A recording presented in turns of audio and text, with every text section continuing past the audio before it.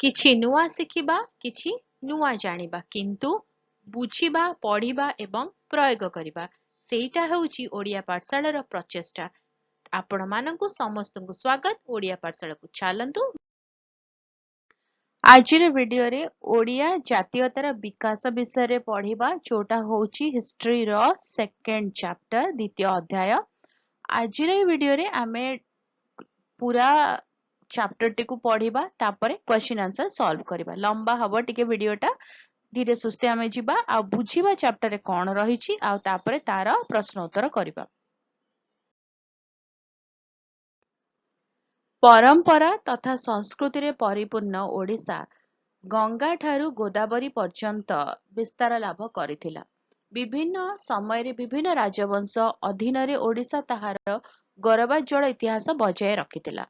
ଓଡ଼ିଶା, ଯୋଉଟାକୁ ଆମେ ଆଗରୁ କୁହାଯାଉଥିଲା କଳିଙ୍ଗ, ତାହା ଗଙ୍ଗା ଠାରୁ ଗୋଦାବରୀ ପର୍ଯ୍ୟନ୍ତ ବିସ୍ତୃତ, ଆଉ ରାଜାମାନେ କଳିଙ୍ଗର ସମ୍ମାନ, ତା ଗୌରବକୁ ବଜାୟ ରଖି ଆସୁଥିଲେ। ମଧ୍ୟଯୁଗୀୟ ଓଡ଼ିଶା ମହାନ ଗଙ୍ଗବଂଶୀ ତଥା ସୂର୍ଯ୍ୟବଂଶୀ ନରପତିଙ୍କ କୃତିତ୍ୱରେ ଉଜ୍ଜଳ ଥିଲା। ତ ସେତେବେଳେ ଯୋଉ ଗଙ୍ଗବଂଶୀ ଓ ସୂର୍ଯ୍ୟବଂଶୀ ରାଜାମାନେ ଥିଲେ, ସେମାନେ କଳିଙ୍ଗର ଗୌରବଟାକୁ ବଜାୟ ରଖୁଥିଲେ, ଆଉ କଳିଙ୍ଗ ତା ଗୌରବକୁ ବଜାୟକି ରଖିବି ଥିଲା। ସାରା ଭାରତରେ ଯେତେବେଳେ ମୁସଲମାନ ମାନେ ଶାସନର ପ୍ରାଧାନ୍ୟ ଥିଲା ବେଳେ, ଓଡ଼ିଶାରେ ହିନ୍ଦୁ ରାଜାମାନେ ଉତ୍କଳୀୟ ସଭ୍ୟତା ଓ ସଂସ୍କୃତିର ଉତ୍କର୍ଷ ସାଧନ କରିଥିଲେ। ତା ମାନେ ଯେତେବେଳେ ଅନ୍ୟ ଜାଗାରେ ମୁସଲମାନ ମାନେ ସ୍ଥାନ ଗୁଡିକୁ ଅଧିକୃତ କରିସାରିଥିଲେ, ଶାସନର କବଳ ଭିତରକୁ ଆଣି ସାରିଥିଲେ, କବଳିତ କରିସାରିଥିଲେ, ସେତେବେଳେ ଓଡ଼ିଶା ମୁସଲମାନ ମାନଙ୍କ କବଳ ଭିତରକୁ ଯାଇନଥିଲା। ରାଜାମାନେ ଶତ ଚେଷ୍ଟା କରି ଓଡ଼ିଶାର ଗୌରବକୁ ବଜାୟ ରଖିଥିଲେ, କିନ୍ତୁ 1568 ମସିହାରେ ଓଡ଼ିଶା ତାର ସ୍ୱାଧୀନତା ହରାଇଲା। ପ୍ରଥମେ ଆସିଲେ ଆଫଗାନ, ଆଫଗାନଙ୍କ ପରେ ଆସିଲେ ମୋଗଲ, ମୋଗଲଙ୍କ ପରେ ଆସିଲେ କିଏ ମରାଠା। ତ ଏମିତି ଷ୍ଟେପ ବାଇ ଷ୍ଟେପ ହେଇ ଓଡ଼ିଶା ତାର ସ୍ୱାଧୀନତା ହରାଇଲା, ଆଉ ଶେଷରେ 1803ରେ ଓଡ଼ିଶା ଇଂରେଜ ମାନଙ୍କ ଦ୍ୱାରା ଅଧିକୃତ ହେଲା। ଆଉ ଓଡ଼ିଶାର ଶେଷ ସ୍ୱାଧୀନ ହିନ୍ଦୁ ରାଜା ଥିଲେ ମୁକୁନ୍ଦ ଦେବ, ଯିଏକି 1559 ରୁ 1568 ପର୍ଯ୍ୟନ୍ତ ରାଜୁତି କରିଥିଲେ। ଓଡ଼ିଶାରେ ଇଂରେଜ ମାନେ ଶାସନ ବ୍ୟବସ୍ଥା ପ୍ରତିଷ୍ଠା କଲା ପରେ ସେଠାରେ ପାଶ୍ଚାତ୍ୟ ଶିକ୍ଷା ଓ ଧର୍ମଧାରାର ପ୍ରଭାବ ଆରମ୍ଭ ହେଲା। ଯେତେବେଳେ ଇଂରେଜ ମାନେ ଶାସନ ଭାର ନେଇଗଲେ, ସେତେବେଳେ ତାଙ୍କର ଯୋଉ କଲଚର, ତାଙ୍କର ଯୋଉ ସଭ୍ୟତା, ତାଙ୍କର ଯୋଉ ଶିକ୍ଷା ପଦ୍ଧତି, ସେଇଟା ହିଁ ଆସିଲା ଓଡ଼ିଶାକୁ। 1866 ମସିହାର ନଅଙ୍କ ଦୁର୍ଭିକ୍ଷର ଭୟାବହତା ପରେ 1866 ମସିହାରେ ନଅଙ୍କ ଦୁର୍ଭିକ୍ଷ ପଡିଥିଲା। ଆଉ ନଅଙ୍କ ଦୁର୍ଭିକ୍ଷର ଯୋଉ ଭୟାବହତା ଥିଲା, ମାନେ ସେତେବେଳେ ଯାହା ପରିସ୍ଥିତି ଥିଲା, ଓଡ଼ିଆ ଲୋକ ଅନୁଭବ କଲେ କି ପରିବର୍ତ୍ତନ ନିଶ୍ଚିତ ଆବଶ୍ୟକ। ଏହି ପରିବର୍ତ୍ତନ ଆଶା ଓଡ଼ିଶାବାସୀଙ୍କ ମନରେ ନୂତନ ଉତ୍ସାହ ଓ ଜାତୀୟ ଚେତନାର ଭାବନା ଆଣିଦେଲା। ଶିକ୍ଷିତ ଯୁବଗୋଷ୍ଠୀ ଏକ ନୂତନ ଓଡ଼ିଶାର ନିର୍ମାଣ ପାଇଁ ସ୍ୱପ୍ନ ଦେଖିଲେ। ଏହା ନବଜାଗରଣକୁ ଅଧିକ ତ୍ୱରାନ୍ୱିତ କରିଥିଲା। ବିଭିନ୍ନ କାରଣ ଯୋଗୁଁ ପରାଧୀନ ଓଡ଼ିଶାରେ ନବ ଚେତନାର ଆରମ୍ଭ ହୋଇଥିଲା। ବିଭିନ୍ନ ପ୍ରକାର କାରଣ ରହିଥିଲା। ନଅଙ୍କ ଦୁର୍ଭିକ୍ଷ ପଡିଥିଲା ଫଳରେ, ତାମାନେ ଆମେ କହିବା ଗୋଟେ ବହୁତ ବଡ ଡିଜାଷ୍ଟର ହେଇଥିଲା। ଯେତେବେଳେ ବହୁତ ବଡ ଡିଜାଷ୍ଟର ହେଇଥିଲା, ନିହାତି ଗୋଟେ ପରିବର୍ତ୍ତନ ଆବଶ୍ୟକ। ସେଥିପାଇଁ ବିଭିନ୍ନ ପ୍ରକାର ପରିବର୍ତ୍ତନ ଯୁବଗୋଷ୍ଠୀ ମାନେ ଚେଷ୍ଟା କରୁଥିଲେ। ତ ପ୍ରଥମ ପରିବର୍ତ୍ତନ ଆସିଥିଲା କଣ ନା, ଓଡ଼ିଶାରେ ଶିକ୍ଷାର ପ୍ରସାର ହେଲା। ତ କଣ ଶିକ୍ଷାର ପ୍ରସାର ହେଲା? ଊନବିଂଶ ଶତାବ୍ଦୀର ଦ୍ୱିତୀୟାର୍ଦ୍ଧରେ ଇଂରେଜ ସରକାରଙ୍କ ମନୋଭାବରେ ପରିବର୍ତ୍ତନ ହେବା ଦ୍ୱାରା ଓଡ଼ିଶାରେ ଇଂରେଜ ଶିକ୍ଷାର ପ୍ରସାର ଘଟିଲା। ଇଂରେଜୀ ଭାଷାର ପ୍ରଚଳନ ଫଳରେ ଏକ ଉଦ୍ଦେଶ୍ୟପୂର୍ଣ୍ଣ ଓ ସଂଗଠିତ ଜାତୀୟ ଜାଗରଣ ସୃଷ୍ଟି ହେଲା। ଯେତେବେଳେ ଇଂରାଜୀ ଭାଷାର ପ୍ରଚଳନ ବଢିଲା, ସେତେବେଳେ ଗୋଟେ ଉଦ୍ଦେଶ୍ୟ ମିଳିଲା କି କଣ କରିବା ଆମେ ୟା ପରେ, ଗୋଟେ ଉଦ୍ଦେଶ୍ୟମୂଳକ ଜାଗରଣ ସୃଷ୍ଟି ହେଲା। 1823ରେ ଖ୍ରୀଷ୍ଟିଆନ ଧର୍ମ ପ୍ରଚାରକ ମାନେ କଟକରେ ଏକ ହିତକାରୀ ଦାତବ୍ୟ ବିଦ୍ୟାଳୟ ପ୍ରତିଷ୍ଠା କଲେ। 1841ରେ ସରକାର ଏହାର ପରିଚାଳନା ଭାର ହାତକୁ ନେଲେ। 1830 ମସିହାରେ ଓଡ଼ିଆ ରକ୍ଷଣଶୀଳ ସମ୍ପ୍ରଦାୟର ଉପେକ୍ଷା ଫଳରେ ବୌଦ୍ଧିକ ବିକାଶ ବାଧାପ୍ରାପ୍ତ ହୋଇଥିଲା। କିନ୍ତୁ 1854 ମସିହାରେ ଚାର୍ଲସ ଉଡ୍ଙ୍କ ପାଠ୍ୟକ୍ରମ ସଂସ୍କାର ନିୟମ ପ୍ରଣୟନ ଓ 1857 ମସିହାରେ କଲିକତା ବିଶ୍ୱବିଦ୍ୟାଳୟ ପ୍ରତିଷ୍ଠା ହେଲା। ତ କଣ ହେଲା ନା, 1854 ମସିହାରେ ଚାର୍ଲସ ଉଡ୍ଙ୍କ ପାଠ୍ୟକ୍ରମର ସଂସ୍କାର ନିୟମ ପ୍ରଣୟନ ହେଲା। 1857ରେ କଲିକତା ବିଶ୍ୱବିଦ୍ୟାଳୟ ପ୍ରତିଷ୍ଠା ओडिशार शिक्षा प्रसार दिगरे सहायक होला जेतले प्रतिष्ठा ହେଲା ତ ସେତେବେଳେ ଶିକ୍ଷାର ପ୍ରସାରଟି ବଢିଲା 1858 ମସିହାରେ ଓଡ଼ିଶାରେ ପୁରୀ କଟକ ଓ ବାଲେଶ୍ୱର ଜିଲ୍ଲାର ସଦର ମହକୁମାରେ ଥିବା ଗୋଟିଏ ଲେଖାଏଁ ଜିଲ୍ଲା ସ୍କୁଲ ସମେତ ସରକାରୀ ଓ ସାହାଯ୍ୟପ୍ରାପ୍ତ ବିଦ୍ୟାଳୟ ଏହିପରି ମୋଟ 33ଟି ବିଦ୍ୟାଳୟ ଥିଲା ତ ଆମେ ଯଦି ଦେଖିବା ଆରମ୍ଭରୁ ଯଦି ଦେଖିବା 1858 ବେଳକୁ 33ଟି ବିଦ୍ୟାଳୟ ହେଇସାରିଥିଲା ବିଦ୍ୟାଳୟର ସଂଖ୍ୟା ବୃଦ୍ଧି ଓ ସେଗୁଡ଼ିକୁ ସରକାରୀ ଅନୁଦାନ ପ୍ରଦାନ ବହୁ ଛାତ୍ରଛାତ୍ରୀଙ୍କୁ ଶିକ୍ଷା ପ୍ରତି ଆକୃଷ୍ଟ କଲା ବାସ୍ତବରେ ଇଂରେଜୀ ଶିକ୍ଷାର ପ୍ରସାର ଫଳରେ ବିଭାଜିତ ଓଡ଼ିଶାରେ ଶିକ୍ଷିତ ଯୁବକମାନଙ୍କ ମନରେ ଏକ ନବଜାଗରଣର ସୃଷ୍ଟି ହେଲା 1867ରେ କଟକ ଜିଲ୍ଲା ସ୍କୁଲକୁ ଉଚ୍ଚ ବିଦ୍ୟାଳୟ ବା ଇଣ୍ଟରମିଡିଏଟ ମହାବିଦ୍ୟାଳୟ ଭାବେ ଉନ୍ନୀତ କରାଗଲା ଏବଂ ଏହା କଲିକତା ବିଶ୍ୱବିଦ୍ୟାଳୟ ସହିତ ସହବନ୍ଧିତ ହେଲା ତା ସହିତ ତାର କୋଲାବରେସନ ହେଲା 1868 ଜାନୁଆରୀ 20ରୁ ଏଠାରେ ମାତ୍ର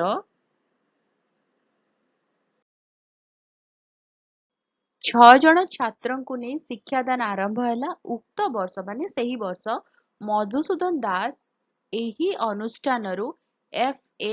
ପାସ୍ କଲେ ସେ 1870ରେ କଲିକତା ବିଶ୍ୱବିଦ୍ୟାଳୟରୁ ବିଏ ପାସ୍ କରି ଓଡ଼ିଶାର ପ୍ରଥମ ସ୍ନାତକ ହୋଇଥିଲେ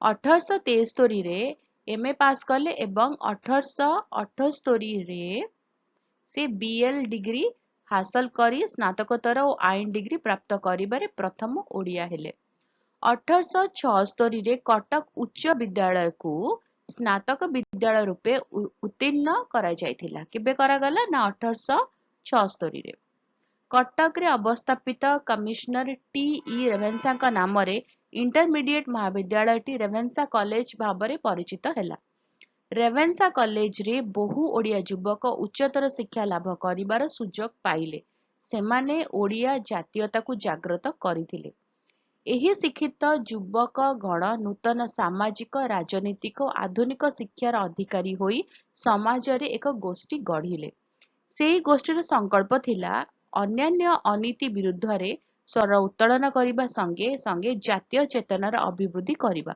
ଓଡ଼ିଶାର ନୂତନ ବୁଦ୍ଧିଜୀବୀମାନେ ଓଡ଼ିଆ ଭାଷା ଓ ସଂସ୍କୃତି ତଥା ଓଡ଼ିଆମାନଙ୍କର ଏକତ୍ରୀକରଣ ପାଇଁ ସ୍ୱର ଉତ୍ତୋଳନ କଲେ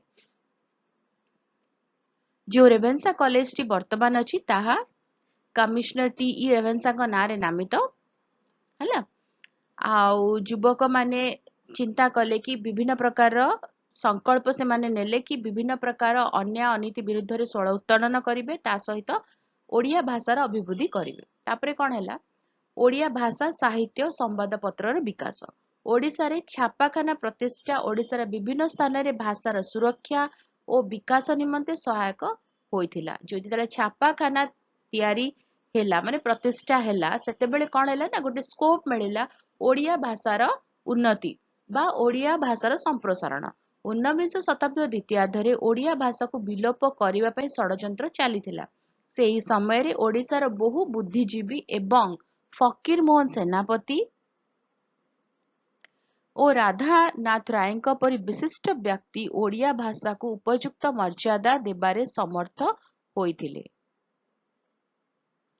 1837 ମସିହାରେ ଓଡ଼ିଶାରେ ପ୍ରଥମ ମୁଦ୍ରଣ ଯନ୍ତ୍ର କଟକ ମିଶନ ପ୍ରେସ ନାମରେ ପ୍ରତିଷ୍ଠିତ ହେଲା ତେଣୁ ସାହିତ୍ୟ ଓ ସମ୍ବାଦପତ୍ର ପ୍ରକାଶନ ସହଜ ହେଇପାରିଲା 1866ରେ କଟକରେ ଗୌରୀଶଙ୍କର ରାୟଙ୍କ ସମ୍ପାଦନାରେ ଉତ୍କଳ ଦୀପିକା 1868ରେ ବାଲେଶ୍ୱରରେ ଫକୀର ମୋହନ ସେନାପତିଙ୍କ ସମ୍ପାଦନାରେ ସମ୍ବାଦ ବାହିକା ଓ ବୋଧଦାୟିନୀ ତାପରେ 1889ରେ ନୀଳମଣି ବିଦ୍ୟାରତ୍ନଙ୍କ ଦ୍ୱାରା ବାମଣ୍ଡାରୁ ସମ୍ବଲପୁରର ହିତୈଷିଣୀ ଆଦି ସମ୍ବାଦପତ୍ର ପ୍ରକାଶିତ ହୋଇ ଉତ୍କଳୀୟ ଭାବକୁ ଜାଗ୍ରତ କରିଥିଲା ଏଗୁଡ଼ିକ ବ୍ୟତୀତ ବହୁଦିନ ପର୍ଯ୍ୟନ୍ତ ତିଷ୍ଠି ପାରି ନଥିବା ଅନ୍ୟାନ୍ୟ ଅନେକ ପତ୍ରିକା ପ୍ରକାଶିତ ହୋଇଥିଲା ଯେତେବେଳେ ଏହି ସବୁ ପତ୍ରିକା ମାନେ ପ୍ରକାଶ ପାଇଲେ ସେହି ସମୟରେ ଯେଉଁ ଯେଉଁ ପତ୍ରିକା ଗୁଡିକ ଆଗରୁ ପ୍ରକାଶ ପାଇ ପାରୁନଥିଲେ ସେମାନେ ମଧ୍ୟ ଆଗକୁ ଆସିଲେ ଓ ପ୍ରକାଶିତ ହେଲେ ଏହି ସମ୍ବାଦପତ୍ର ଗୁଡିକ ଓଡ଼ିଶାର ସମସ୍ୟା ଗୁଡିକ ପ୍ରତି ଜନମତ ଜାଗ୍ରତ କରିବା ଏବଂ ଓଡ଼ିଆ ଜାତୀୟ ଚେତନା ବୃଦ୍ଧି କରିବାରେ ସହାୟକ ହୋଇଥିଲା ଭାଷା ବିବାଦ ଓଡ଼ିଆ ମାନଙ୍କ ମଧ୍ୟରେ ଜାତୀୟତା ଭାବ ସୃଷ୍ଟି କରିବାରେ ସହାୟକ ହୋଇଥିଲା। ଊନବିଂଶ ଶତାବ୍ଦୀର ଓଡ଼ିଆ ଭାଷା ଆନ୍ଦୋଳନ ଓଡ଼ିଶାରେ ଜାତୀୟତାବାଦର ଜନନୀ କହିଲେ ଅତ୍ୟୁକ୍ତି ହେବ ନାହିଁ। 1803 ମସିହାରେ ଇଂରେଜମାନେ ଓଡ଼ିଶା ଅଧିକାର କରିବା ସମୟରେ ମୁଖ୍ୟତଃ ସେ କଣ କଲେ ନା କଟକ, ପୁରୀ ଓ ବାଲେଶ୍ୱରକୁ ନେଇକି ଶାସନଟି ଆରମ୍ଭ କରିଥିଲେ।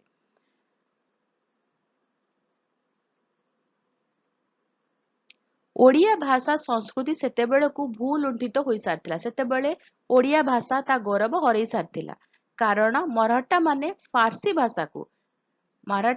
ଫାର୍ସି ଭାଷାକୁ ଓଡ଼ିଶାର ରାଜଭାଷା ରୂପେ ମାନ୍ୟତା ଦେଇଥିଲେ। ସେଥିପାଇଁ ଓଡ଼ିଆ ଭାଷା ବିଲୁପ୍ତ ଅବସ୍ଥାରେ ଥିଲା। ଇଂରେଜ ମାନେ ଓଡ଼ିଶାକୁ ବଙ୍ଗଳାର ଏକ ଅଂଶ ରୂପେ ଗ୍ରହଣ କରିଥିଲେ ଏବଂ ସେଥିପାଇଁ ସେମାନେ ବଙ୍ଗୀୟ ମାନଙ୍କୁ ରାଜ କର୍ମଚାରୀ ରୂପେ ଓଡ଼ିଶାରେ ଅବସ୍ଥାପିତ କଲେ। ଏହି ବଙ୍ଗୀୟ ମାନେ ହିଁ ଓଡ଼ିଶାରେ ବଙ୍ଗଳା ଭାଷାର ପ୍ରଚାରରେ ମଗ୍ନ ରହିଲେ। ତ ଓଡ଼ିଶାରେ ବଙ୍ଗୀୟ ମାନେ କଣ କଲେ ନା ବଙ୍ଗଳା ଭାଷାର ପ୍ରଚାର କରିବାରେ ଲାଗି ପଡ଼ିଲେ। 1849ରେ କଟକର କଲେକ୍ଟର ବଙ୍ଗଳା ଭାଷାକୁ ସରକାରୀ ଭାଷା ରୂପେ ସ୍ୱୀକୃତି ପ୍ରଦାନ କରିଦେଲେ। ଛାପାଖାନାର ଅଭାବ ଏବଂ ବୁଦ୍ଧିଜୀବୀଙ୍କ ସ୍ୱଚ୍ଛତା ହେତୁ ଓଡ଼ିଆ ଭାଷାରେ ପାଠ୍ୟପୁସ୍ତକର ସଂଖ୍ୟା ବହୁତ କମ୍ ଥିଲା।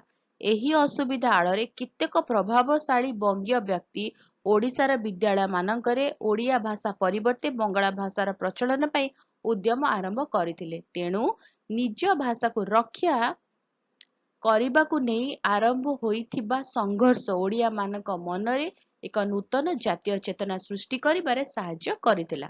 ଓଡ଼ିଶାର କେତେକ ବଙ୍ଗଭାଷୀ ବ୍ୟକ୍ତି ଓଡ଼ିଆ ଭାଷା ପ୍ରତି ସମର୍ଥନ ତଥା ଏହାର ସୁରକ୍ଷା ଦିଗରେ ଆପ୍ରାଣ ଉଦ୍ୟମ କରିବା ଦ୍ୱାରା ଓଡ଼ିଶାରେ ଜାତୀୟତା ଭାବର ବିକାଶ ହୋଇଥିଲା।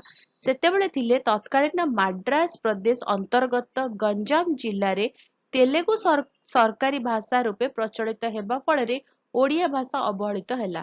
ତ ସେତେବେଳେ ଗଞ୍ଜାମରେ ସରକାରୀ ଭାଷା କହିଲେ ତେଲୁଗୁ ଥିଲା। ଗଞ୍ଜାମର ଓଡ଼ିଆ ମାନେ ଓଡ଼ିଆ ଡିଭିଜନରେ ମିଶିବା ପାଇଁ ଆନ୍ଦୋଳନ କଲେ। 1870 ସେପ୍ଟେମ୍ବରରେ ସେମାନେ ରସୁଲକୋଣ୍ଡା ଯୋଉଟାକି ବର୍ତ୍ତମାନ ଭଞ୍ଜନଗର ଠାରେ ସଭା କରି ସମସ୍ତ ଓଡ଼ିଆଙ୍କୁ ଏକତ୍ର ହେବା ପାଇଁ ଆହ୍ୱାନ ଦେଇଥିଲେ। କେନ୍ଦ୍ରୀୟ ପ୍ରଦେଶ ଅନ୍ତର୍ଗତ ସମ୍ବଲପୁର ଜିଲ୍ଲାରେ ହିନ୍ଦୀକୁ ସରକାରୀ ଭାଷା ରୂପେ ପ୍ରଚଳନ କରାଗଲା। ଯଦି ଆମେ ଦେଖିବା ଗୋଟେ ଜାଗାରେ ମରାଠା ମାନେ ଫାର୍ସିକୁ କହୁଛନ୍ତି ସରକାରୀ ଭାଷା, ଇଂରେଜ ମାନେ ବଙ୍ଗଳାକୁ କହୁଛନ୍ତି ସରକାରୀ ଭାଷା, ଗଞ୍ଜାମରେ ତେଲୁଗୁକୁ କୁହାଯାଉଛି ସରକାରୀ ଭାଷା, ସମ୍ବଲପୁରରେ ହିନ୍ଦୀକୁ କୁହାଯାଉଛି ସରକାରୀ ଭାଷା। ତ ଆମେ ଯଦି ବର୍ତ୍ତମାନ ଦେଖିବା ତାହେଲେ ଓଡ଼ିଆ ଭାଷା ନିହାତି ବିଲୁପ୍ତ ହେଇଯାଉଥିଲା। କାରଣ ହିନ୍ଦୀ ଭାଷା ସରକାରୀ କର୍ମଚାରୀ ମାନେ ଓଡ଼ିଆ ଭାଷାରେ କାର୍ଯ୍ୟ କରିବାକୁ ରାଜି ହେଉନଥିଲେ। ସମ୍ବଲପୁର ଜିଲ୍ଲାର ପ୍ରାଥମିକ ବିଦ୍ୟାଳୟରେ ହିନ୍ଦୀ ଭାଷାରେ ଶିକ୍ଷାଦାନ କରାଗଲା। ଏହା ଇଂରେଜ ସରକାର ଓ ହିନ୍ଦୀ ଭାଷୀମାନଙ୍କ ଦ୍ୱାରା ଓଡ଼ିଆ ଭାଷାର ବିଲୋପ ପାଇଁ ଉଦ୍ୟମ ବୋଲି ମନେକରି ସରକାରଙ୍କ ନୀତିକୁ ସେହି ଅଞ୍ଚଳର ଓଡ଼ିଆମାନେ ଘୋର ବିରୋଧ କଲେ। ସମ୍ବଲପୁର ହିତୈଷିଣୀ ପତ୍ରିକା ଓଡ଼ିଆମାନଙ୍କ ମଧ୍ୟରେ ଜାତୀୟ ଜାଗରଣ ସୃଷ୍ଟି କରି ଓଡ଼ିଆ ଭାଷାର ସୁରକ୍ଷା ଦିଗରେ ଜନମତ ଜାଗ୍ରତ କରିଥିଲା। ସମ୍ବଲପୁରବାସୀଙ୍କ ଅବିରତ ଉଦ୍ୟମ ଫଳରେ ସମ୍ବଲପୁରରେ ଓଡ଼ିଆ ଭାଷା ପୁନଃ ପ୍ରଚଳିତ ହେଲା।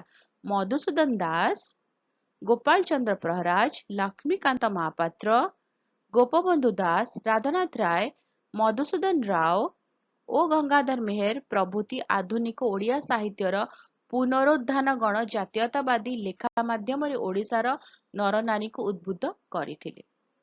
ବିଭିନ୍ନ ଅନୁଷ୍ଠାନ ଗଠନ ଓଡ଼ିଆ ଜାତୀୟ ଜାଗରଣ ସୃଷ୍ଟି ନିମନ୍ତେ ଅନେକ ଅନୁଷ୍ଠାନର ଉଲ୍ଲେଖନୀୟ ଅବଦାନ ରହିଛି। 1876 ମସିହାରେ ରାଧାନାଥ ରାୟ, ପ୍ୟାରୀମୋହନ ଆଚାର୍ଯ୍ୟ ଓ ଗୌରୀଶଙ୍କର ରାୟ ପ୍ରମୁଖ ମନୀଷୀଗଣ ଓଡ଼ିଆ ଭାଷା ଓ ସଂସ୍କୃତିର ଉନ୍ନତି ନିମନ୍ତେ କଟକରେ ଉତ୍କଳ ସଭା ନାମକ ଏକ ଅନୁଷ୍ଠାନ ଗଠନ କରିଥିଲେ। ଏହି ଉତ୍କଳ ସଭା ଜାତୀୟତାବାଦ ସୃଷ୍ଟି କରିବାରେ ମୁଖ୍ୟ ଭୂମିକା ଗ୍ରହଣ କରିଥିଲା। ଏହା ବ୍ୟତୀତ ବାଲେଶ୍ୱରରେ ଉତ୍କଳ ଭାଷା ଉନ୍ନତି ବିଧାୟିନୀ ସଭା, କଟକରେ ଉତ୍କଳ ଭାଷା ଉଦ୍ଦୀପନୀ ସଭା ଓ ଉତ୍କଳ ଉଲ୍ଲାସିନୀ ସଭା ଏବଂ ବ୍ରହ୍ମପୁର ବା ଗଞ୍ଜାମରେ ଉତ୍କଳ ହିତବାଦିନୀ ସଭା ଆଦି ଅନୁଷ୍ଠାନଗୁଡ଼ିକ ଓଡ଼ିଆ ଜାତୀୟ ଜାଗରଣକୁ ବଳବତ୍ତର କରିଥିଲା। तापरे आसला धार्मिक नवजागरण। ऊनविंश शताब्दीर द्वितीयार्धरे ओडिशार धर्म क्षेत्ररे नवचेतनार प्रभाव परिलक्षित होइथिला। ख्रीष्ट धर्म ओ ब्राह्म धर्म विरोधरे एक संस्कार धर्मी धर्मर आवश्यकता अनुभव करागला। ଏହି ଆବଶ୍ୟକତାକୁ ପୂରଣ କରିବାରେ ସଫଳ ହୋଇଥିଲେ ଓଡ଼ିଆ ମାଟିରୁ ସମୃଦ୍ଧ ଏକ ଧର୍ମ। ଏହି ଧର୍ମ ଥିଲା ସତ୍ୟ ମହିମା ଧର୍ମ। ଏହି ଧର୍ମର ପ୍ରଧାନ ପ୍ରବର୍ତ୍ତକ ଥିଲେ ମହିମା ଗୋସ୍ୱାମୀ। ଆଉ ଏହି ଧର୍ମ ଓଡ଼ିଆର ଜନଜୀବନ ଓ ଓଡ଼ିଆ ସାହିତ୍ୟକୁ ବହୁଳ ଭାବରେ ପ୍ରଭାବିତ କରିଥିଲା। ଭୀମ ଭୋଇ ଥିଲେ ଏହି ଧର୍ମର ଜଣେ ମୁଖ୍ୟ ପ୍ରଚାରକ। ତାଙ୍କ ଦ୍ୱାରା ରଚିତ କବିତା ଗୁଡ଼ିକ ଓଡ଼ିଆମାନଙ୍କ ମନରେ ନିଃସ୍ୱାର୍ଥ ସେବା, ଜାତି ପ୍ରୀତି ଓ ଆତ୍ମବଳି ଭାବନା ସୃଷ୍ଟି କରିଥିଲା। ମହିମା ଧର୍ମ ଓଡ଼ିଆ ଲୋକମାନଙ୍କ ମଧ୍ୟରେ ଏକ ଅପୂର୍ବ ଏକତା ଆଣିଦେଲା। ଫଳରେ ସେମାନେ ଜାତୀୟ ଚେତନାର ଅଭିବୃଦ୍ଧି ଘଟିଥିଲା। ତାପରେ ଆସିଲା ଇଂରେଜମାନଙ୍କ ଜନହିତକର କାର୍ଯ୍ୟ। କଣ କରିଥିଲେ ଇଂରେଜମାନେ ଜନହିତକର କାର୍ଯ୍ୟ? ଓଡ଼ିଶାରେ ଯେତେବେଳେ ନଅଙ୍କ ଦୁର୍ଭିକ୍ଷ ପରେ ଆମେ ଷ୍ଟାର୍ଟିଂରେ ପଢିଥିଲେ ନଅଙ୍କ ଦୁର୍ଭିକ୍ଷ କଥା। ଯେତେବେଳେ ନଅଙ୍କ ଦୁର୍ଭିକ୍ଷ ପଡିଥିଲା ସେତେବେଳେ ଇଂରେଜମାନେ ଅନେକ ଜନ କଲ୍ୟାଣକାରୀ ଯୋଜନା ପ୍ରସ୍ତୁତ କରିଥିଲେ। ପ୍ରଥମଟି ହେଉଛି କମିଶନର ଟି ରେଭେନ୍ସା ଓଡ଼ିଶାର ଉନ୍ନତି ପାଇଁ ବହୁ କାର୍ଯ୍ୟକ୍ରମ ନିଜ ହାତକୁ ନେଇଥିଲେ। ସେ ଆଳି ଓ ବାଙ୍କି ଠାରେ କଣ କରିଥିଲେ ନା ନୂତନ ବନ୍ଧ ନିର୍ମାଣ କରିଥିଲେ। ସେ ଆଳି ଆଉ ବାଙ୍କି ଠାରେ ନୂତନ ବନ୍ଧ ନିର୍ମାଣ ତଥା ପୁରୁଣା ବନ୍ଧର ମରାମତି କରାଇଥିଲେ। ତା ବ୍ୟତୀତ ବାଣିଜ୍ୟର ଉନ୍ନତି ପାଇଁ ଓଡ଼ିଶା ଭାରତର ଅନ୍ୟ ପ୍ରଦେଶ ସହିତ ପକ୍କା ପିଚୁ ରାସ୍ତା ଦ୍ୱାରା ସଂଯୋଜିତ ହୋଇଥିଲା। ଭୌଗୋଳିକ ଅବରୋଧରୁ ମୁକ୍ତ କରି ଏହା ଓଡ଼ିଶାବାସୀଙ୍କୁ ଆଧୁନିକ ସଭ୍ୟତା ସହିତ ପରିଚିତ କରାଇ ପାରିଥିଲା ଏବଂ ସେମାନଙ୍କ ମନରେ ଜାତୀୟ ଚେତନା ସୃଷ୍ଟି କରିବାରେ ସହାୟକ ହୋଇଥିଲା। 1882ରେ ଭାଇସରୟ ଲର୍ଡ ରିପନଙ୍କ ଦ୍ୱାରା ପ୍ରବର୍ତ୍ତିତ ସ୍ଥାନୀୟ ସ୍ୱାୟତ୍ତ ଶାସନ ବ୍ୟବସ୍ଥା ଓଡ଼ିଆମାନଙ୍କ ମଧ୍ୟରେ ରାଜନୈତିକ ସଚେତନତା ଜାଗ୍ରତ କରାଇଥିଲା। ଲର୍ଡ ରିପନଙ୍କୁ ଏହି ଜନହିତୈଷୀ ପଦକ୍ଷେପ ପାଇଁ ପ୍ରଶଂସା ଓ ଧନ୍ୟବାଦ ଜଣାଇବା ଉଦ୍ଦେଶ୍ୟରେ 1882 ଜୁନ 30ରେ କଟକରେ ଏକ ବିରାଟ ସାଧାରଣ ସଭା ଆୟୋଜିତ ହୋଇ ବହୁ ସଂଖ୍ୟକ ଓଡ଼ିଆଙ୍କୁ ଏକତ୍ର କରିଥିଲା। ସ୍ଥାନୀୟ ଶାସନ ସଂସ୍ଥାକୁ ନିର୍ବାଚିତ ପ୍ରତିନିଧିମାନଙ୍କୁ ପଠାଇ ଓଡ଼ିଆମାନେ ଅଧିକ ରାଜନୈତିକ ଜ୍ଞାନ ଆହରଣ କରିବାର ଆଶା ରଖିଲେ। ଏହା ବ୍ୟତୀତ ଭାରତୀୟ ଜାତୀୟ କଂଗ୍ରେସର ବିଭିନ୍ନ ଅଧିବେଶନରେ ଏବଂ ଦେଶର ବିଭିନ୍ନ ଜାତୀୟ ସମ୍ମିଳନୀରେ ଓଡ଼ିଆ ନେତୃସ୍ଥାନୀୟ ବ୍ୟକ୍ତିମାନଙ୍କ ଯୋଗଦାନ ଓଡ଼ିଆ ଜାତୀୟତା ଜାଗରଣ ପାଇଁ ସହାୟକ ହୋଇଥିଲା। ଏହିପରି ଭାବରେ ବିଭିନ୍ନ କାରଣରୁ ଓଡ଼ିଆମାନଙ୍କ ମଧ୍ୟରେ ଜାତୀୟତା ଭାବ ଦୃଢ଼ୀଭୂତ ହେଲା ଏବଂ ସେମାନେ ନିଜର ଇତିହାସ, ଐତିହ୍ୟ, ଭାଷା ଓ ସଂସ୍କୃତି ତଥା ଐକ୍ୟ ଭାବ ଏବଂ ସଂହତି ସମ୍ପର୍କେ ଅଧିକ ସଚେତନ ହେଲେ। ଊନବିଂଶ ଶତାବ୍ଦୀର ଦ୍ୱିତୀୟାର୍ଦ୍ଧରେ ଓଡ଼ିଆମାନେ ନିଜକୁ ଖୋଜିବାରେ ମନୋନିବେଶ କଲେ।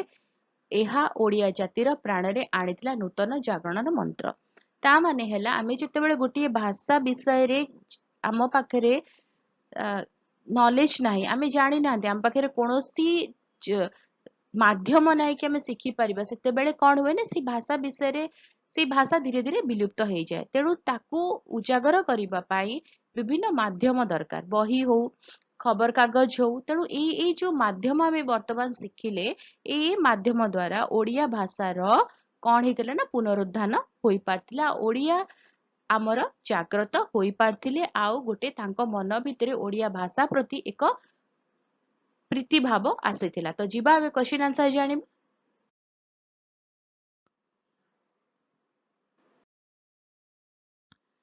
ଫର୍ଷ୍ଟ କ୍ୱେଶ୍ଚିନ୍ ହେଉଛି ନିମ୍ନଲିଖିତ ପ୍ରତ୍ୟେକ ପ୍ରଶ୍ନର ଉତ୍ତର 60 ଗୋଟି ଶବ୍ଦରେ ଲେଖ। ଫର୍ଷ୍ଟ କ୍ୱେଶ୍ଚିନ୍ ହେଲା ଊନବିଂଶ ଶତାବ୍ଦୀରେ ଓଡ଼ିଶାରେ ଉଚ୍ଚ ଶିକ୍ଷାର ବିକାଶ ଓ ତାହାର ଫଳାଫଳ ଆଲୋଚନା କର। ତ ଆମେ जो ଏବେ डिस्कस कले जो पाराग्राफटी अछि ଊନବିଂଶ ଶତାବ୍ଦୀର ଦ୍ୱିତୀୟାର୍ଦ୍ଧରେ ଇଂରେଜ ସରକାରଙ୍କ ମନୋଭାବ ପରିବର୍ତ୍ତନ ହେବା ଦ୍ୱାରା ଓଡ଼ିଶାରେ ଇଂରେଜ ଶିକ୍ଷାର ପ୍ରସାର ଘଟିଲା। ଇଂରେଜୀ ଭାଷାର ପ୍ରଚଳନ ଫଳରେ ଏକ ଉଦ୍ଦେଶ୍ୟପୂର୍ଣ୍ଣ ଓ ସଂଗଠିତ ଜାତୀୟ ଜାଗରଣ ସୃଷ୍ଟି ହେଲା। 1823ରେ ଖ୍ରୀଷ୍ଟିଆନ ଧର୍ମ ପ୍ରଚାରକମାନେ କଟକରେ ଏକ ହିତକାରୀ ଦାତବ୍ୟ ବିଦ୍ୟାଳୟ ପ୍ରତିଷ୍ଠା କଲେ। 1841ରେ ସରକାର ଏହାର ପରିଚାଳନା ଭାର ହାତକୁ ନେଲେ।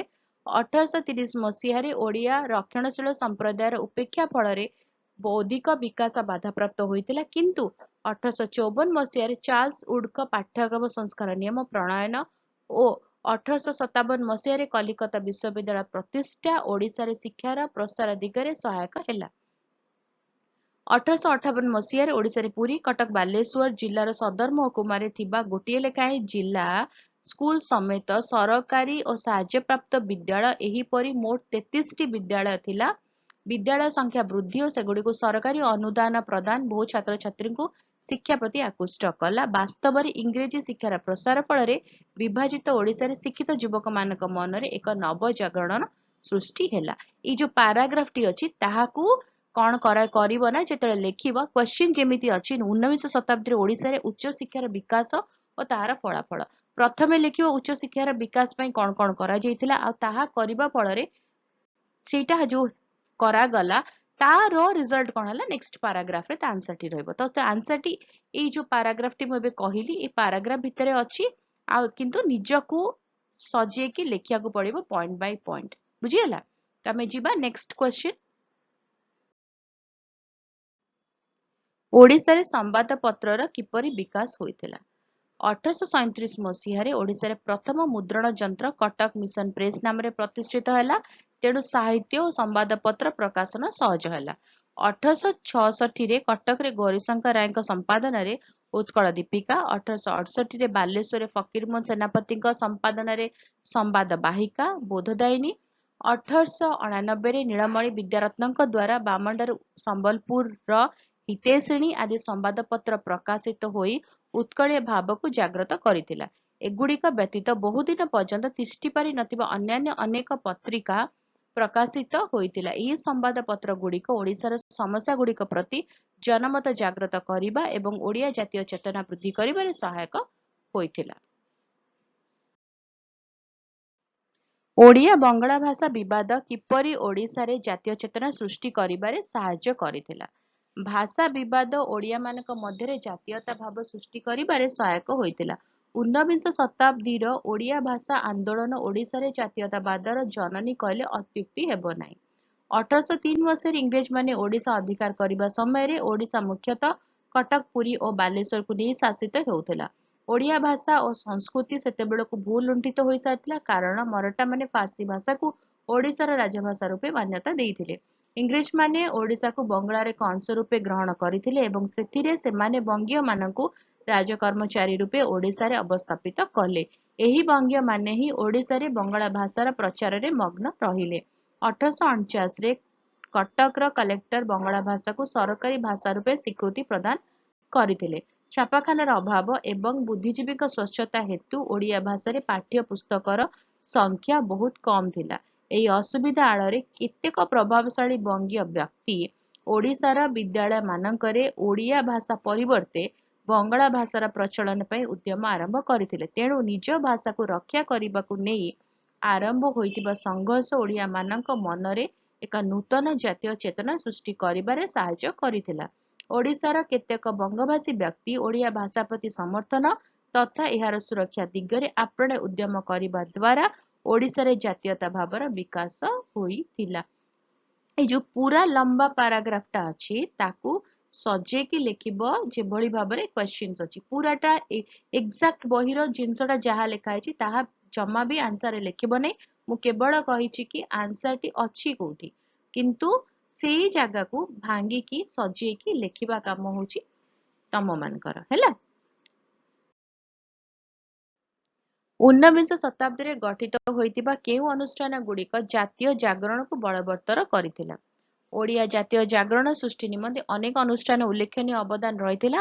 1876 ମସିହାରେ ରାଧାନାଥ ନାୟକ, ପ୍ୟାରୀମୋହନ ଆଚାର୍ଯ୍ୟ ଓ ଗୌରୀଶଙ୍କର ରାୟ ପ୍ରମୁଖ ମନୀଷୀଗଣ ଓଡ଼ିଆ ଭାଷା ଓ ସଂସ୍କୃତିର ଉନ୍ନତି ନିମନ୍ତେ କଟକରେ ଉତ୍କଳ ସଭା ନାମକ ଏକ ଅନୁଷ୍ଠାନ ଗଠନ କରିଥିଲେ। ଏହି ଉତ୍କଳ ସଭା ଜାତୀୟତାବାଦ ସୃଷ୍ଟି କରିବାରେ ମୁଖ୍ୟ ଭୂମିକା ଗ୍ରହଣ କରିଥିଲା। ଏହା ବ୍ୟତୀତ ବାଲେଶ୍ୱରରେ ଉତ୍କଳ ଭାଷା ଉନ୍ନତି ବିଧାୟିନୀ ସଭା, କଟକରେ ଉତ୍କଳ ଭାଷା ଉଦ୍ଦୀପନୀ ସଭା ଏବଂ ଉତ୍କଳ ଉଲ୍ଲାସିନୀ ସଭା ଏବଂ ବ୍ରହ୍ମପୁର ବା ଗଞ୍ଜାମରେ ଉତ୍କଳ ହିତବାଦିନୀ ସଭା ଆଦି ଅନୁଷ୍ଠାନଗୁଡ଼ିକ ଓଡ଼ିଆ ଜାତୀୟ ଜାଗରଣକୁ ବଳବତ୍ତର କରିଥିଲା। ଧର୍ମ କ୍ଷେତ୍ରରେ ଓଡ଼ିଶାରେ ଦେଖା ଦେଇଥିବା ନବଜାଗରଣ କଣ ଏବଂ ଓଡ଼ିଆ ଜାତୀୟତା ବିକାଶରେ ଏହା କିପରି ସହାୟକ ହୋଇଥିଲା? ଊନବିଂଶ ଶତାବ୍ଦୀର ଦ୍ୱିତୀୟାର୍ଦ୍ଧରେ ଓଡ଼ିଶାର ଧର୍ମକ୍ଷେତ୍ରରେ ନବଚେତନାର ପ୍ରଭାବ ପରିଲକ୍ଷିତ ହୋଇଥିଲା। ଖ୍ରୀଷ୍ଟ ଧର୍ମ ଓ ବ୍ରାହ୍ମ ଧର୍ମ ବିରୋଧରେ ଏକ ସଂସ୍କାରଧର୍ମୀ ଧର୍ମର ଆବଶ୍ୟକତା ଅନୁଭବ କରାଗଲା। ଏହି ଆବଶ୍ୟକତାକୁ ପୂରଣ କରିବାରେ ସଫଳ ହୋଇଥିଲା ଓଡ଼ିଶା ମାଟିରୁ ସମ୍ଭୂତ ଏକ ଧର୍ମ। ଏହି ଧର୍ମ ଥିଲା ସତ୍ୟ ମହିମା ଧର୍ମ। ଏହି ଧର୍ମର ପ୍ରଧାନ ପ୍ରବର୍ତ୍ତକ ଥିଲେ ମହିମା ଗୋସ୍ୱାମୀ। ଏହି ଧର୍ମ ଓଡ଼ିଶାର ଜନଜୀବନ ଓ ଓଡ଼ିଆ ସାହିତ୍ୟକୁ ବହୁଳ ଭାବରେ ପ୍ରଭାବିତ କରିଥିଲା। ଭୀମ ଭୋଇ ଥିଲେ ଏହି ଧର୍ମର ଜଣେ ମୁଖ୍ୟ ପ୍ରଚାରକ। ତାଙ୍କ ଦ୍ୱାରା ରଚିତ କବିତାଗୁଡ଼ିକ ଓଡ଼ିଆମାନଙ୍କ ମନରେ ନିଃସ୍ୱାର୍ଥ ସେବା, ଜାତି ପ୍ରୀତି, ଆତ୍ମବଳି ଭାବନା ସୃଷ୍ଟି କଲା। ମହିମା ଧର୍ମ ଓଡ଼ିଆ ଲୋକମାନଙ୍କ ମଧ୍ୟରେ ଏକ ଅପୂର୍ବ ଏକତା ଆଣିଦେଲା, ଫଳରେ ସେମାନଙ୍କର ଜାତୀୟ ଚେତନାର ଅଭିବୃଦ୍ଧି ଘଟିଥିଲା। ସେକେଣ୍ଡ ପାର୍ଟଟି ହେଉଛି ପ୍ରଶ୍ନର। ପ୍ରତ୍ୟେକ ପ୍ରଶ୍ନର ଉତ୍ତର 20 ଗୋଟି ଶବ୍ଦରେ ଲେଖ। ତ ଫାର୍ଷ୍ଟ କ୍ୱେଶ୍ଚିନ୍ ହେଉଛି କେବେ ଓଡ଼ିଶା ତାର ସ୍ୱାଧୀନତା ହରାଇଥିଲା ଏବଂ କେବେ ଇଂରେଜମାନେ ଓଡ଼ିଶା ଅଧିକାର କଲେ? 1568 ମସିହାରେ ଓଡ଼ିଶା ତାର ସ୍ୱାଧୀନତା ହରାଇଲା। ପ୍ରଥମେ ଆଫଗାନ, ପରେ ମୋଗଲ ଓ ମରହଟ୍ଟା ଶାସକ ରାଜତ୍ୱ କଲେ। 1803ରେ ଓଡ଼ିଶା ଇଂରେଜମାନଙ୍କ ଦ୍ୱାରା ଅଧିକୃତ ହେଲା। ସେକେଣ୍ଡ କ୍ୱେଶ୍ଚିନ୍ ହେଉଛି ଓଡ଼ିଶାରେ ଶିକ୍ଷାର ପ୍ରସାର ପାଇଁ କଣ ସହାୟକ ହୋଇଥିଲା? 1854 ମସିହାରେ ଚାର୍ଲସ ଉଡ୍ଙ୍କ ପାଠ୍ୟକ୍ରମ ସଂସ୍କାର ନିୟମ ପ୍ରଣୟନ ଓ 1857 ମସିହାରେ କଲିକତା ବିଶ୍ୱବିଦ୍ୟାଳୟ ପ୍ରତିଷ୍ଠା ଓଡ଼ିଶାରେ ଶିକ୍ଷାର ପ୍ରସାର ଦିଗରେ ସହାୟକ ହେଲା। ଓଡ଼ିଶାରେ ଶିକ୍ଷିତ ଯୁବଗୋଷ୍ଠୀର ସଂକଳ୍ପ କଣ ଥିଲା? ଶିକ୍ଷିତ ଯୁବଗୋଷ୍ଠୀର ସଂକଳ୍ପ ଥିଲା ଅନ୍ୟାୟ ଅନୀତି ବିରୋଧରେ ସ୍ୱର ଉତ୍ତୋଳନ କରିବା, ସଙ୍ଗେ ସଙ୍ଗେ ଜାତୀୟ ଚେତନାର ଅଭିବୃଦ୍ଧି କରିବା। ଓଡ଼ିଶାର ନୂତନ ବୁଦ୍ଧିଜୀବୀମାନେ ଓଡ଼ିଆ ଭାଷା ଓ ସଂସ୍କୃତି ତଥା ଓଡ଼ିଆମାନଙ୍କର ଏକତ୍ରୀକରଣ ପାଇଁ ସ୍ୱର ଉତ୍ତୋଳନ କଲେ। ତାପରେ କ୍ୱେଶ୍ଚିନ୍ ହେଉଛି କେବେ ଓଡ଼ିଶାରେ ପ୍ରଥମ ମୁଦ୍ରଣ ଯନ୍ତ୍ର ପ୍ରତିଷ୍ଠା କରାଯାଇଥିଲା ଏବଂ ଏହାର ନାମ କଣ ଥିଲା? 1837 ମସିହାରେ ଓଡ଼ିଶାରେ ପ୍ରଥମ ମୁଦ୍ରଣ ଯନ୍ତ୍ର କଟକ ମିଶନ ପ୍ରେସ୍ ନାମରେ ପ୍ରତିଷ୍ଠିତ ହେଇଥିଲା। ଉତ୍କଳ ଦୀପିକାର ସମ୍ପାଦକଙ୍କ ନାମ କଣ ଥିଲା ଏବଂ ଏହା କେଉଁଠାରୁ ପ୍ରକାଶ ପାଉଥିଲା? 1866ରେ କଟକରେ ଗୌରୀଶଙ୍କର ରାୟଙ୍କ ସମ୍ପାଦନାରେ ଉତ୍କଳ ଦୀପିକା ପ୍ରକାଶ ପାଇଥିଲା। ଫକୀର ମୋହନ ସେନାପତିଙ୍କ ସମ୍ପାଦନାରେ ପ୍ରକାଶିତ ସମ୍ବାଦପତ୍ରଗୁଡ଼ିକର ନାମ କଣ? 1868ରେ ବାଲେଶ୍ୱରରେ ଫକୀର ମୋହନ ସେନାପତିଙ୍କ ସମ୍ପାଦନାରେ ସମ୍ବାଦ ବାହିକା ଆଉ ବୋଧଦାୟିନୀ ପ୍ରକାଶ ପାଇଥିଲା। ଊନବିଂଶ ଶତାବ୍ଦୀରେ ଓଡ଼ିଶାରେ ପାଠ୍ୟ ପୁସ୍ତକର ସଂଖ୍ୟା ବହୁତ କମ୍ ଥିବାର କାରଣ କଣ ଥିଲା? ମରାଠାମାନେ ଫାର୍ସୀ ଭାଷାକୁ ଓଡ଼ିଶାର ରାଜଭାଷା ରୂପେ ମାନ୍ୟତା ଦେଇଥିଲେ। ଇଂରେଜମାନେ ଓଡ଼ିଶାକୁ ବଙ୍ଗଳାର ଏକ ଅଂଶ ରୂପେ ଗ୍ରହଣ କରିଥିଲେ ଏବଂ ସେଥିପାଇଁ ସେମାନେ ବଙ୍ଗୀୟମାନଙ୍କୁ ରାଜକର୍ମଚାରୀ ରୂପେ ଓଡ଼ିଶାରେ ଅବସ୍ଥାପିତ କଲେ। ଏହି ବଙ୍ଗୀୟମାନେ ହିଁ ଓଡ଼ିଶାରେ ବଙ୍ଗଳା ଭାଷାର ପ୍ରଚାରରେ ମଗ୍ନ ରହିଲେ। 1849ରେ କଟକର କଲେକ୍ଟର ବଙ୍ଗଳା ଭାଷାକୁ ସରକାରୀ ଭାଷା ରୂପେ ସ୍ୱୀକୃତି ପ୍ରଦାନ କରିଥିଲେ। ଛାପାଖାନାର ଅଭାବ ଏବଂ ବୁଦ୍ଧିଜୀବୀଙ୍କ ସ୍ୱଚ୍ଛତା ହେତୁ ଓଡ଼ିଆ ଭାଷାରେ ପାଠ୍ୟପୁସ୍ତକର ସଂଖ୍ୟା ବହୁତ କମ୍ ଥିଲା। ଓଡ଼ିଆ ଭାଷାର ସୁରକ୍ଷା ଓ ବିକାଶ ପାଇଁ କଟକରେ କେଉଁ ପ୍ରମୁଖ ଅନୁଷ୍ଠାନ ପ୍ରତିଷ୍ଠିତ ହୋଇଥିଲା? ଉତ୍କଳ ସଭା। କିଏ ମହିମା ଧର୍ମର ପ୍ରଧାନ ପ୍ରବର୍ତ୍ତକ ଥିଲେ ଏବଂ କିଏ ଏହାର ମୁଖ୍ୟ ପ୍ରଚାରକ ଥିଲେ? ପ୍ରବର୍ତ୍ତକ ଥିଲେ ମହିମା ଗୋସ୍ୱାମୀ, ମୁଖ୍ୟ ପ୍ରଚାରକ ଥିଲେ ଭୀମ ଭୋଇ। ସ୍ଥାନୀୟ ସ୍ୱାୟତ୍ତ ଶାସନ ବ୍ୟବସ୍ଥା ପ୍ରବର୍ତ୍ତନ ପାଇଁ ରିପନଙ୍କୁ ଧନ୍ୟବାଦ ଦେବା ଉଦ୍ଦେଶ୍ୟରେ କେବେ ଏବଂ କେଉଁଠାରେ ଏକ ବିରାଟ ସଭା ଅନୁଷ୍ଠିତ ହୋଇଥିଲା? ଧନ୍ୟବାଦ ଜଣାଇବା ଉଦ୍ଦେଶ୍ୟରେ 1882 ଜୁନ 30ରେ କଟକରେ ଏକ ବିରାଟ ସାଧାରଣ ସଭା ଆୟୋଜିତ ହୋଇ ବହୁ ସଂଖ୍ୟକ ଓଡ଼ିଆଙ୍କୁ ଏକତ୍ର କରିଥିଲା। କଲିକତା ବିଶ୍ୱବିଦ୍ୟାଳୟ କେବେ ପ୍ରତିଷ୍ଠିତ ହୋଇଥିଲା ଆଉ ତାର ଆନ୍ସରଟି ହେଉଛି 1857। ରେଭେନ୍ସା କଲେଜ କେବେ ଜନ୍ମ ଲାଭ କରିଥିଲା? 1876। 1867ରେ କେଉଁ ଶିକ୍ଷାନୁଷ୍ଠାନ ଉତ୍ତୀର୍ଣ୍ଣ କରାଯାଇ ଏକ ଇଣ୍ଟରମିଡିଏଟ ମହାବିଦ୍ୟାଳୟ କରାଗଲା? ସେଟା ହେଉଛି କଟକ ଜିଲ୍ଲା ସ୍କୁଲ। କିଏ ଓଡ଼ିଶାର ପ୍ରଥମ ସ୍ନାତକ ହୋଇଥିଲେ? ମଧୁସୂଦନ ଦାସ। ସମ୍ବଲପୁର ହିତୈଷିଣୀର ପ୍ରକାଶକ କିଏ ଥିଲେ? ନୀଳମଣି ବିଦ୍ୟାରତ୍ନ। ମରାଠାମାନେ କେଉଁ ଭାଷାକୁ ଓଡ଼ିଶାର ରାଜଭାଷା ରୂପେ ମାନ୍ୟତା ଦେଇଥିଲେ? ଫାର୍ସୀ। ଉତ୍କଳ ଭାଷା ଉନ୍ନତି ବିଧାୟିନୀ ସଭା କେଉଁଠାରେ ଅବସ୍ଥିତ ଥିଲା? ଥିଲା ବାଲେଶ୍ୱର। ଭୀମ ଭୋଇ କେଉଁ ଧର୍ମକୁ ଭିତ୍ତି କରି ତାଙ୍କର କବିତା ଗୁଡ଼ିକ ରଚନା କରିଥିଲେ? ସେଟା ଥିଲା ମହିମା ଧର୍ମ। ଟି ରେଭେନ୍ସା କେଉଁଠାରେ ନୂତନ ନଦୀବନ୍ଧ ନିର୍ମାଣ କରିଥିଲେ? ଆଳି ଆଉ ବାଙ୍କିଠାରେ। ଲର୍ଡ ରିପନ କେବେ ସ୍ଥାନୀୟ ସ୍ୱାୟତ୍ତ ଶାସନ ବ୍ୟବସ୍ଥା ପ୍ରବର୍ତ୍ତନ କରିଥିଲେ? ସେ କରିଥିଲେ 1882ରେ। प्रत्येक प्रश्न रे दिया जाइतिबा चारि गोटे विकल्प मध्यरु ठीक उत्तरटी बाछि तार क्रमिक नंबर सहित लेख। केबे कटक रे एक हितकारी दातव्य विद्यालय प्रतिष्ठित होइथिला? ऑप्शन थिला 1803, 1823, 1841, 1854। आंसर होछि 1823। किए बोधदायिनीर संपादक थिले? ऑप्शन थिला फकीरमोहन सेनापति, राधानाथ राय, गौरीशंकर राय, नीलमणि विद्यारत्न। आंसर होछि फकीरमोहन सेनापति। मुख्यतः केउ अंचल गुड़िकु नै ओडिशा इंग्रेज मानक द्वारा शासित हेउतिला? ऑप्शन होछि गंजाम, पुरी कटक बालेश्वर संबलपुर, पुरी गंजाम संबलपुर। आंसर होछि पुरी कटक बालेश्वर। केबे कटक रो कलेक्टर बंगला भाषा को सरकारी भाषा रूपे स्वीकृति देइथिले? ऑप्शन थिला 1803, 1849, 1866 आउ 1868। तो आंसर होछि 1849। 1882 रे गठित उत्कल सभार प्रथम सभापति किए थिले? ऑप्शन होछि मधुसूदन दास, गौरीशंकर राय, प्यारीमोहन आचार्य आउ काशीनाथ दास। आंसर होछि काशीनाथ दास। किछि जति डाउट अछि को जगह बुझी हला नै, कोठी किछि असुविधा अछि कमेंट रे जणेबो। ता सहित ईमेल आईडी अछि, लास्ट रे अछि ईमेल आईडी, ईमेल भी करि परिबो। तो जदि किछि भी डाउट अछि ईमेल करो बा कमेंट रे लिखि कि दियो, आंसर मु करिबी। आ जदि बुझी हला, सिखी हला, भलो लागिला ताले वीडियो को टिके लाइक कर दियो, वीडियो को अन्य सहित शेयर करो, ए मेंबरशिप को जॉइन करो। फल रे कोन हबो ना एठी वीडियो अपलोड हबो आउ आमे एठी पढी परिबा हैला। ताहा हेले नेक्स्ट अध्याय रे देखा हबो। रहुची भलो रे रुह, सुस्त रे रुह। Bye bye.